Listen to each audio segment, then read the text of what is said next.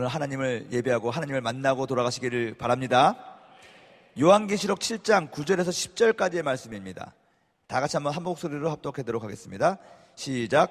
이일 후에 내가 보니 각 나라와 족속과 방언에서 아무도 능히 셀 수 없는 큰 무리가 나와 흰옷을 입고 손에 종려가지를 들고 보좌 앞과 어린 양 앞에 서서 큰 소리로 외쳐 이르되 구원하심이 보좌에 앉으신 우리 하나님과 어린 양에게 있도다 하니. 아멘. 존 파이퍼 목사님이 쓴 열방을 향해 가라라는 책에 보면은 이런 말이 있습니다. 선교는 예배가 없는 곳에 예배를 세우기 위한 활동이다. 선교는 궁극적 목표가 아니다. 예배가 궁극적 목표이다. 이 선교에 대한 여러 가지 정의가 있지만 저는 참 이 정의를 좋아하고 많이 동의를 합니다. 선교는 예배가 없는 곳에 예배를 세우기 위한 활동이다라는 것입니다. 왜냐하면 여러분, 예수 그리스도께서 다시 이 땅에 오셔서 심판하실 때 더 이상의 선교는 없을 것입니다. 하지만 예배는 영원히 남는 것입니다. 교회의 존재 목적과 선교의 목적이 무엇입니까? 이 하나님의 만족과 하나님의 영광을 위한 것입니다. 근데 여러분 기억해야 될 것은 이 존 파이퍼 목사님이 얘기하신 건데, 하나님의 만족과 하나님의 영광을 위해서 우리가 교회 생활을 하고 우리가 선교 활동을 하는 것인데, 그러면 언제 하나님이 가장 최고의 영광을 받으시느냐? 우리가 하나님 안에서 만족할 때 하나님은 최고의 영광을 얻으신다는 거예요. 여러분 기억하세요. 하나님은요, 당신을 위해서 일방적으로 우리들의 희생과 우리들의 어떤 것을 강요하시는 분이 아니라는 것입니다. 사역자들이 기억해야 될 것이 있어요. 사실은 자신의 희생이 하나님을 높인다고 생각하지만 그렇지 않아요. 사역을 하면서 자기가 만족하지 못하면 하나님도 기뻐하지 않으세요. 우리들의 삶이 그렇습니다. 우리가 이 땅 가운데서 우리가 그냥 힘들고 어려워도 인내하고 참지, 그러면서 하나님을 높이고 하나님을 드러내고 살지, 그거 하나님이 기뻐하지 않으세요. 하나님이 만족하지 않으신다는 거예요.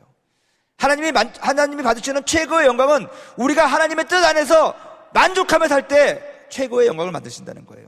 주께서 우리에게 어떤 일을 하실 때, 요구하실 때도 그래서 우리의 동의를 구하시는 거예요. 우리에게 자유의지를 주신 이유가 무엇인데요? 너와 나와 함께 쌍방간에 소통해서 서로 같이 좋아하고 서로 같이 만족할 수 있게 하자라는 거예요. 짝사랑은 슬픈 거잖아요. 서로가 좋아야 되거든요. 서로가. 하나님은 우리를 사랑하시는 것은 변함이 없습니다. 근데 우리들은 사실 하나님을 사랑한다고 하면서 우리들의 마음이 하나님보다 더 다른 데가 있는 것이 사실은 많이 있거든요. 그래서 우리들의 마음이 진짜 돌아오기를 하나님께서는 기다리고 계시는 것이거든요. 아가페적인 사랑으로 돌아오기를 원해요. 하나님도 우리를 아가페 하셨거든요. 그래서 베드로에게 요한 아들 시몬아, 네가 나를 아가페 하느냐? 그렇게 부르신 거예요. 하나님을 정말로 사랑하고 하나님 안에서 참 만족을 얻으시는 은혜가 있기를 주님의 이름으로 축원드립니다. 이것이 이기적인 만족을 위해서인 것이 아니라 하나님이 받으실 최고의 영광을 위하여 여러분들이 하고 있는 모든 범사 가운데 그것을 해야 된다는 거예요. 성령님은 이 땅에 오셨습니다. 그리고 예수 그리스도의 교회를 세우신 것입니다. 그리고 성령께서 하시는 일이 뭡니까? 교회를 통해서 하나님을 예배하는 예배자를 찾으신다는 거예요. 예배자를 만드신다는 거예요. 예수님께서 말씀하셨습니다. 수가석 여인에게 아버지 하나님은 영이시니 예배하는 자가 신령과 진정으로 예배할지니라. 하나님께서는 이렇게 예배하는 자를 찾는다고 말씀하셨습니다. 그리고 예수님께서 승천하신 다음에 이 땅에 누가 오셨습니까? 성령이 오셨습니다. 그리고 예수님께서 말씀하신 신령과 진정으로 예배할 수 있는, 그렇게 만드실 분은 성령님을 소개한 것입니다. 그리고 성령님이 교회를 통해서 하나님을 그렇게 예배할 예배자를 찾으신 것입니다. 그러므로 여러분, 교회는 결국 무엇을 해야 되는 겁니까? 영혼을 구원해야죠. 당연한 것이죠. 영혼을 구원하는 것으로만 끝나서는 안 되는 것입니다. 근데 교회와 세상 속에서 하나님을 온전히 예배하게 하는 예배자를 양육하는 것이 교회라는 것입니다. 오늘 우리 구엘세바 찬양팀이 찬양을 했는데 역시 그 경험과 그 영성은 따라갈 수가 없는 것 같아요. 이런 말해서 죄송하지만 되게 잘해요. 그래서 뒤에서 밖에서 계속 듣다가 우리 팀들이 다 잘하지만 제가 나도 모르게 야, 연주도 진짜 잘하고 진짜 잘한다. 왜냐하면 이들은 푸니마 시절부터 계속 연단이 되었을 것입니다. 그래서 참 귀중한 사람들이에요. 근데 이분들이 이제 여러분들과 같이 다 젊은 날 여기 와서 기도하고 그랬던 사람들인데 이제 결혼하고 이렇게 애기들을 다 데리고 앉아가지고 지금 이렇게 있죠. 얼마나 보기 좋은지 모릅니다.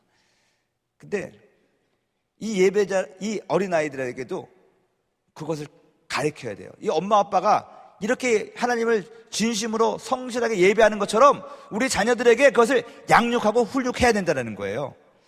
근데 어쩔 때 보면은 요즘에 이 세상의 분위기는요, 어린아이가 왕이야. 저희 집안에도요, 제 막내 동생이 73년 소띠인데 결혼을 해가지고 10년 만에 아이를 낳았어요. 이름이 윤진이에요.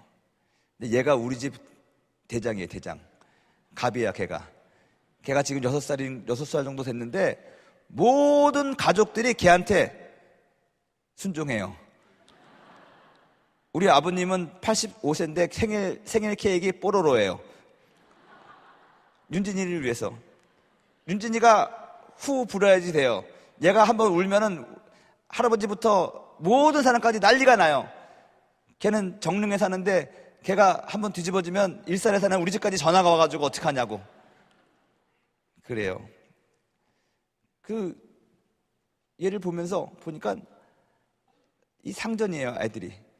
그래가지고 얘를 위해서 전 가족이 다 동원돼가지고 얘가 원하는 것을 사러 다녀야 되는 거예요. 예?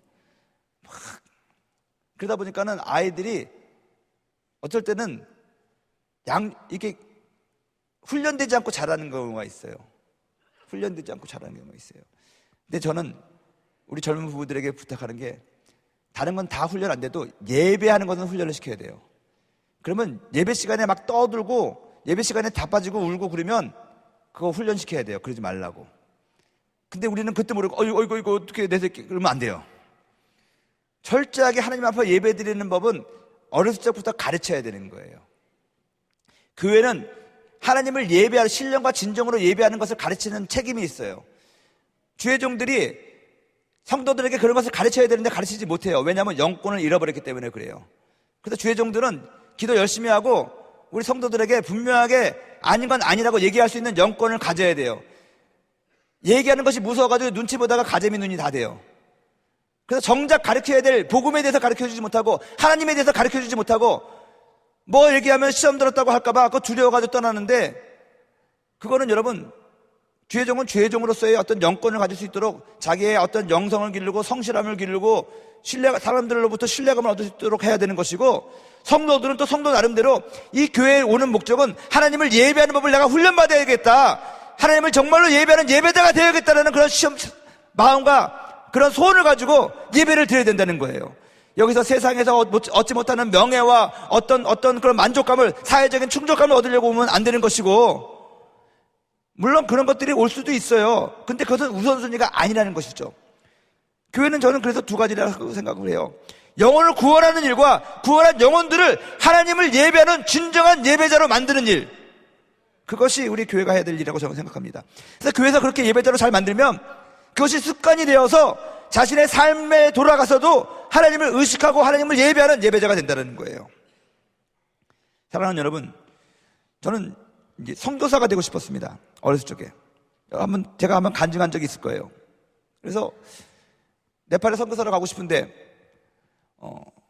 어떻게 할까? 그래서 마음이 급했습니다. 제가 그때 다니던 어느 선교단체에서 하는 화요 예배에 가가지고 예배를 드렸는데 거기 목사님이 네팔에 다녀와가지고 선교복을 했는데 그걸 듣는 순간 제 마음이 터지는 줄 알았어요. 빨리 가야겠구나. 그래가지고 예배 끝나자마자 그분을 찾아갔던 경험이 있어요. 목사님한테 다짜고짜 그랬어요. 네팔에서 직업훈련소를 만든다고 하는데 저를 그쪽에 보내주십시오. 제가 그래서 자동차 정비라든가 뭐 그런 걸 배워가지고 가가지고 그 직업훈련소에서 내가 선교하는 선교사가 되겠습니다. 그랬더니 그 목사님이 지그시 웃으면서 이름이 뭐예요, 형제님? 물어봤습니다. 이름이 변성우입니다. 아, 성우 형제. 몇 살이에요? 아, 20살입니다. 그렇구나. 20살 변성우 형제님 참 귀한 형제님이네요. 그러더니 일로 와봐요. 기도해 줄게요. 그러더니 기도를 해주는데 나보고 네팔에 준비해서 선교사로 가는 기도를 하는 것이 아니라, 하나님, 이 형제가 신학교로 잘 돌아가서 말씀을 잘 공부하고, 그리고 더 중요한 거는 이 형제에게 있는 하나님에 대한 열정과 그것을 예배로 승화시켜 주셔서 하나님을 진짜로 예배하는 예배자가 되게 도와주시옵소서.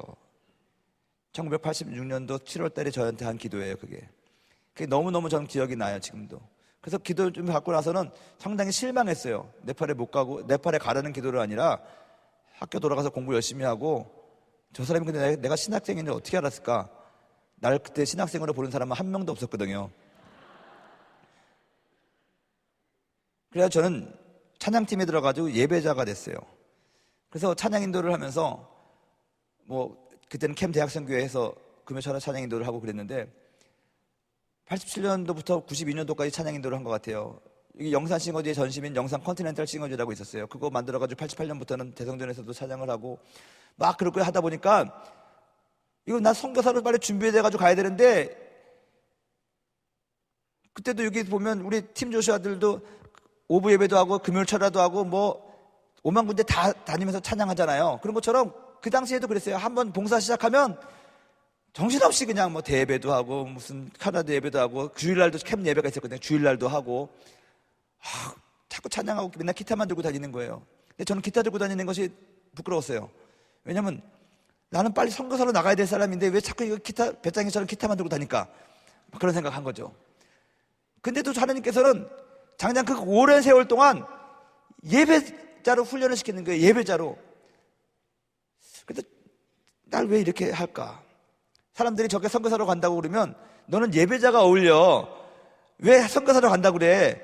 너 찬양인도 하고 하면 신명하게 하니까 찬양을 하라고, 찬양 사역자로 나가라고 그래요. 그래서 나는 찬양 사역자가 아니라 나는 선교사라고, 제발 좀 그런 말 좀 하지 말라고 막 그렇게 따졌던 적도 있는데, 아무튼 그 오랜 세월 동안 하나님께서는 저를 예배자로 훈련을 시키셨어요. 그리고 선교지에 딱 가서 제가 깨달았어요. 하나님께서 선교지에 가서 저는 한 게 없어요. 내가 할 수 있는 일도 없었고요. 성도도 없고 예수 믿는 사람도 없고 아무도 모르니까 그들에게 처음 시작한 게 뭡니까? 그들을 데리고 와가지고 길거리에서 있는 사람들을 데리고 와서 밥을 먹이고 우리 노래를 부르자 해가지고 찬양을 가르쳐주고, 찬양을 부르고 밥 먹을 때 기도하는 거 하다 기도를 가르쳐주고 하다가 교회가 됐거든요.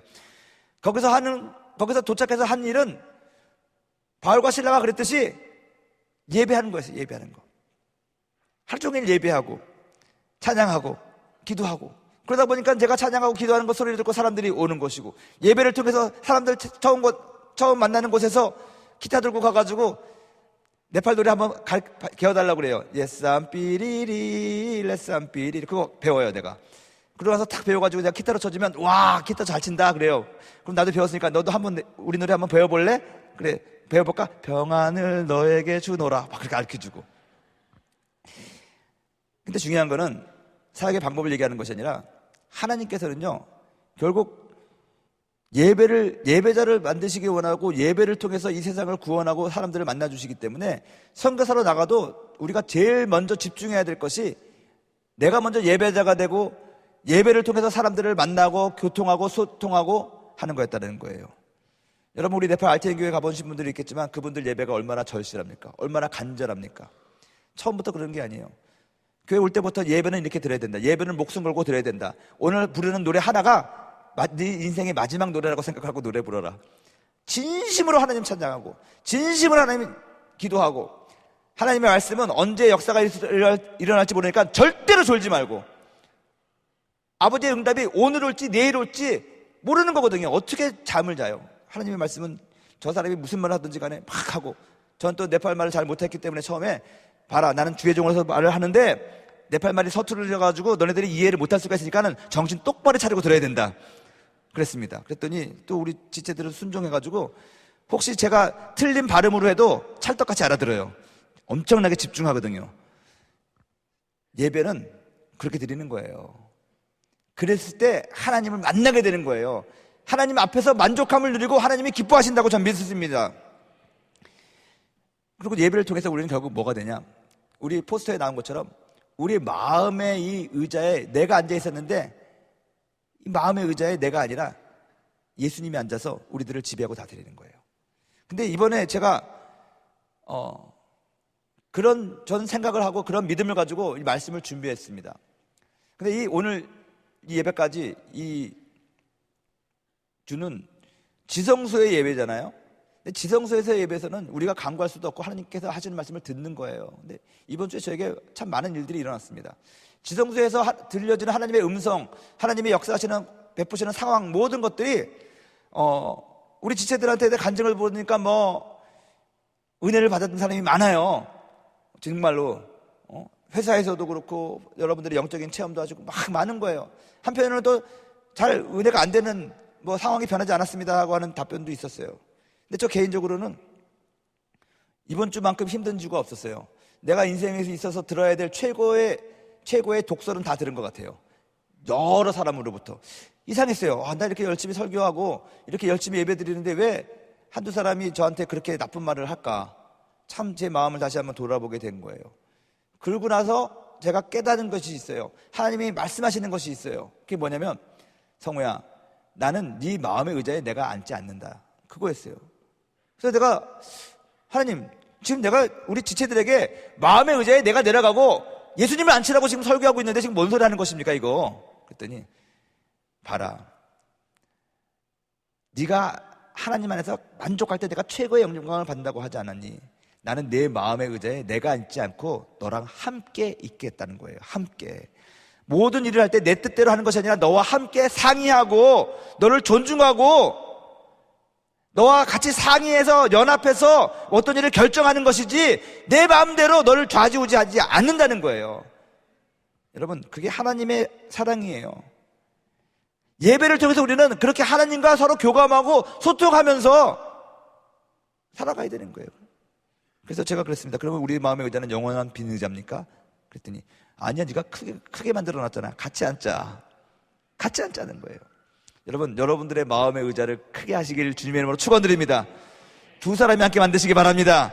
그래서 예수님과 함께 거기서 오손도손 상의하면서 속삭이면서 우리가 이 세상을 살아간다는 것입니다. 사도 요한이 밤모섬에서 환상을 봅니다. 사도 요한이 밤모섬에서 본 환상은 하늘나라의 모습이었습니다. 천국의 모습이었습니다. 근데 이 천국의 모습 가운데서 주님의 보좌 앞에서 예배드렸던 그 예배의 장면이 오늘 나오고 있는데, 이 사도 요한이 본 이 장면은 우리가 앞으로 소망해야 될 예배이고 꿈꾸는 예배가 되어야 될 줄로 믿습니다. 빠르게 제가 얘기를 하면, 첫째, 이것을 통해서 우리가 알 수 있는 것이 뭐냐, 하나님께서 원하시는 그의 소원을 우리는 생각해 봐야 된다는 것입니다. 하나님께서 원하시는 소원은 뭡니까? 모든 사람이 구원받고 모든 사람이 하나님의 자녀로 회복되는 것이 하나님의 소원입니다. 하나님이 꿈꾸시는 것입니다. 마태복음 24장 14절에 보면 이 천국 복음이 모든 민족에게 증언되기 위하여 온 세상에 전파되리니 그제야 끝이 온다고 말씀하셨습니다.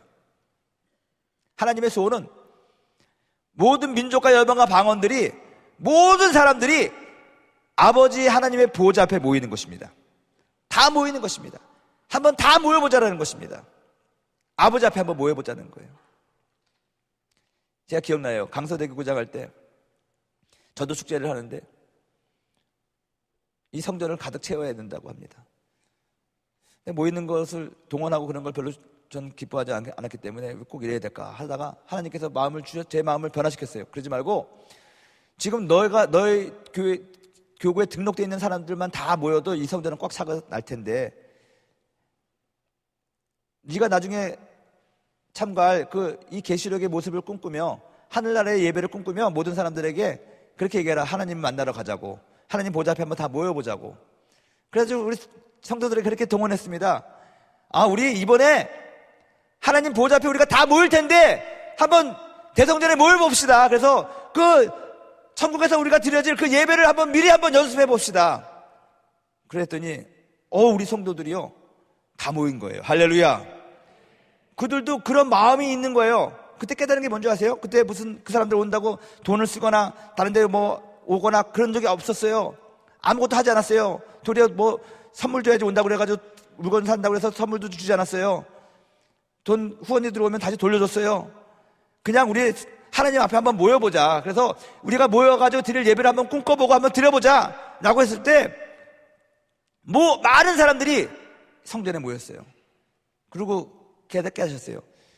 저뿐만이 아니라 많은 사람들이 그러한 하나님의 앞에서의 설 그날을 꿈꾼다는 거예요. 기대한다는 거예요. 과연 우리가 하나님 앞에 서면 어떠한 예배와 어떠한 찬양을 드릴까?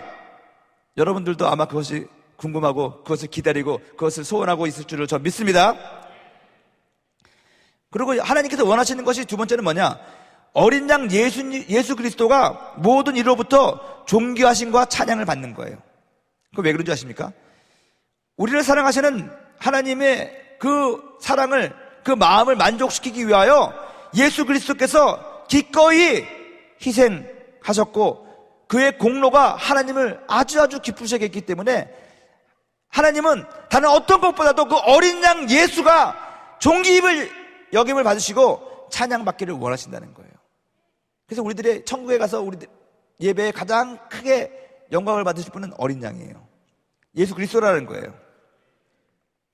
그리고 정말 감사한 거는 오늘 그 본문에는 없지만 7장 그 뒤 후반절에 보면은 이 하늘나라의 예배의 결과가 나오는데 계시록 7장 15절에서 17절 말씀 한번 읽어보도록 하겠습니다. 시작. 그러므로 안 썼네. 내가 읽어드릴게요.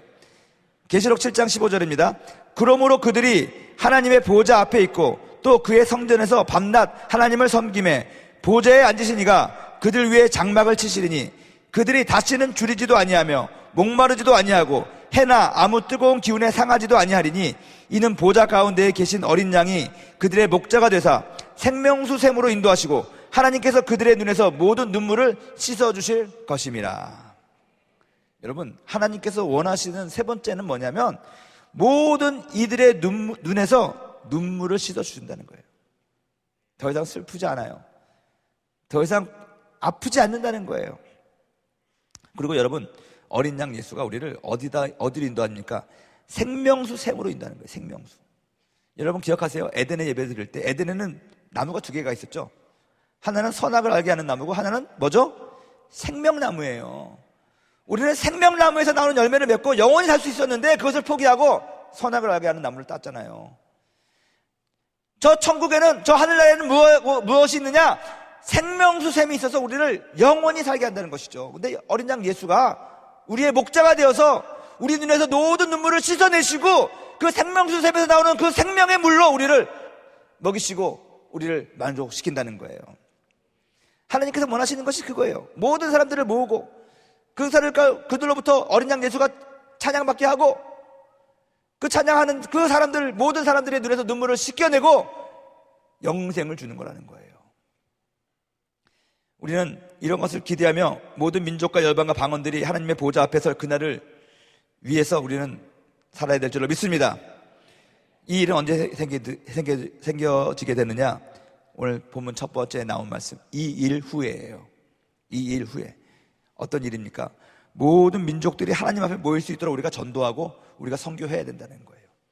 사람들을 모아야 돼요. 하나님을 알려줘야 되는 거예요. 전해야 돼요, 소식을. 그래야지 끝이 올 수 있는 거예요. 그래서 예배하는 자들은 전도하고 선교할 수밖에 없어요. 그리고 전도하고 선교하는 사람은 예배하는 자가 될 수밖에 없는 것이고요. 이 일 후에가 우리들의 미션이에요. 저는 예수 그리스도의 초림은 예루살렘부터 시작됐다고 저는 생각합니다. 예루살렘과 온 유대와 사마리아와 땅끝까지 이르러 나의 증인이 되리라. 사도행전 1장 8절 말씀. 예수 그리스도의 초림은 예루살렘으로부터 그것이 소식이 전해졌지만 예수 그리스도의 재림은 나는 땅끝에서부터 다시 간다고 생각을 해요. 그래서 언젠가 네팔에 우리 단기 선교팀이 왔을 때 제가 한번 산 높은 곳으로 데리고 간 적이 있습니다. 그리고 너희들이 소원을 한번 마음껏 질러봐라. 너희들의 꿈을 질러봐라. 그랬을 때 많은 지체들이 머뭇거리다가도 외치고 그러면서 막 속에서 다시 한번 회복이 일어나고 자기의 잃어버렸던 꿈이 살아나고 사명을 받기도 하고 그랬는데 저도 한번 했어요. 그래서 저는 어떻게 외쳤느냐? 저는 주님한테 그렇게 고백했습니다. 주님, 땅끝에서 살겠습니다. 왜냐하면 땅끝에서 살아야지 주님 다시 오실 날을 가장 먼저 알 수 있을 것 같기 때문에 나의 한 가지 소원이 있다면 땅끝에서 주님 오시는 그날을 가장 먼저 깨닫고 아는 파수꾼이 되기를 원합니다. 그러한 나팔이 되기를 원합니다. 그래서 저는 땅끝에서 살기로 주님 앞에 기도했습니다. 그래서 지금도 땅끝에서 산다고 생각하지만 언젠가는 이 한국에서의 사명이 끝나면 진짜 땅끝으로 가게 되겠죠. 구약 성경에서는 여러분, 구약 성경의 핵심 메시지는 뭡니까? 오실 메시아 예수님을 기다리는 것입니다. 신약의 메시지는 뭐죠? 다시 오실 예수님을 기다리는 거예요. 다시 오실 예수님. 그럼 우리들의 인생에 있어서 가장 최고의 목표고 최고의 가치가 되어야 될 것이 뭡니까? 다시 오시는 예수님 기다리는 거예요. 재림의 주를 만나는 것이 가장 기쁜 소식이 되어야 될 줄로 믿습니다. 이거 얘기한다고 이단 사입이라고 생각해서는 안 될 것 같아요.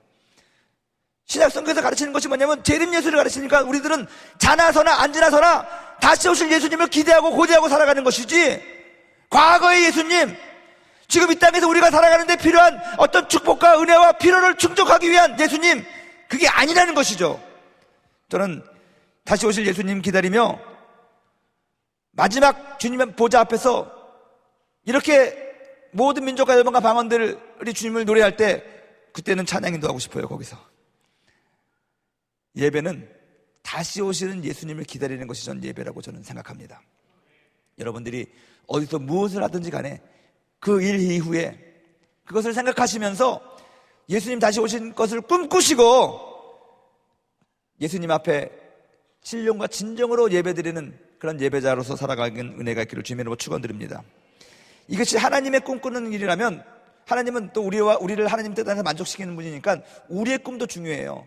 하나님께서 우리에게 신겨주시는 꿈이 필요하다는 것입니다. 우리가 꿈꾸는 예배가 무엇입니까? 세 가지예요. 우리도 하나님 닮고 하나님을 더 깊이 알아가니까 우리들의 마음에 이러한 꿈이 생길 거예요. 첫째, 계시록 7장 좀 아까 읽었던 15절에서 17절에 나오는 것처럼 우리의 예배가 하늘에서의 예배처럼 되게 하여 주시옵소서. 그건 뭡니까? 어린 양 예수가 높이를 받는 예배를 드리는 것이 우리가 꿈꿔야 될 예배가 될 줄 믿습니다. 우리의 예배의 중심은 어린 양 예수가 되어야 돼요. 존귀하신 예수님이 되어야 될 줄로 믿습니다. 이러한 예수님을 꿈꾸는 예배를 하늘에서의 예배처럼 오늘 우리가 예배드리게 도와 주시옵소서. 이것이 기도가 되기를 주님의 이름으로 축원드립니다. 그리고 또 한 가지는 줄이지도 목마르지도 않고 상하지도 않는 예배입니다. 생명을 공급받는 예배를 우리는 드리기 원한다는 거예요. 오늘 계시록 15장 7장에서 나온 것처럼 어린 양 예수님이 우리를 생명수샘으로 인도한다고 그랬는데, 그러므로 말미암아 우리는 예배를 통해서 줄이지도 목마르지도 상하지도 않는 새로운 생명을 공급받는 예배가 되게 도와 주시옵소서. 그래서 오늘 우리 예배를 통해서 여러분들이 생명이 공급돼야 된다는 거예요. 어린 양의 높임을 받고 우리의 생명이 공급되는, 회복이 되는 예배가 되기를 주님의 이름으로 축원드립니다. 이것이 우리가 꿈꾸는 예배입니다. 그리고 마지막으로 모든 이들이 함께 하는 예배예요. 사도행전이 존재하는 이유가 뭡니까? 모든 민족에게 이 소식이 전해지고 모든 민족으로 하여금 아버지께로 오게 하는 그 사역을 위하여 사도행전이 쓰여진 거 아니겠습니까? 그리고 지금도 쓰고 있는 거 아니겠습니까? 이게 뭐냐? 하나님이 기뻐하시는 일이기 때문에 그래요.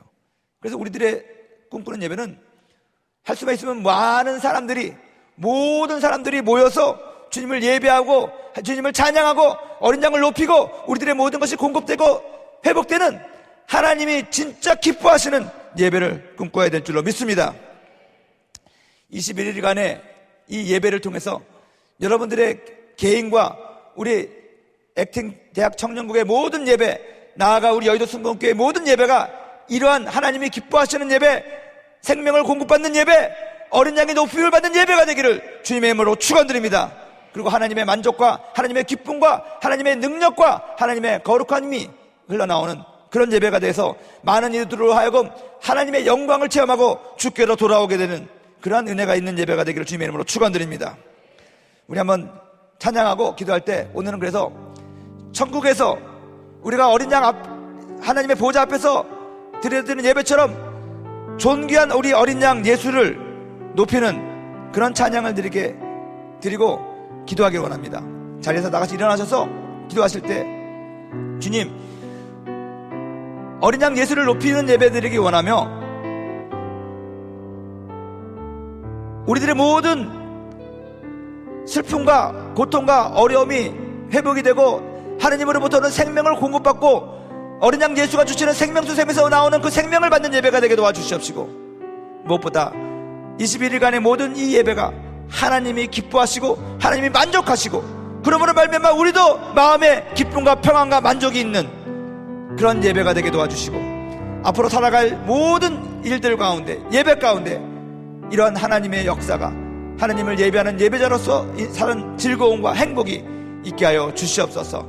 그런 기도를 주님 앞에 올려드리기 원합니다. 우리 찬양 드릴 때 기도 더 받으실 분은 앞으로 나와주시고 기도하도록 하겠습니다. 주님께 감사해요.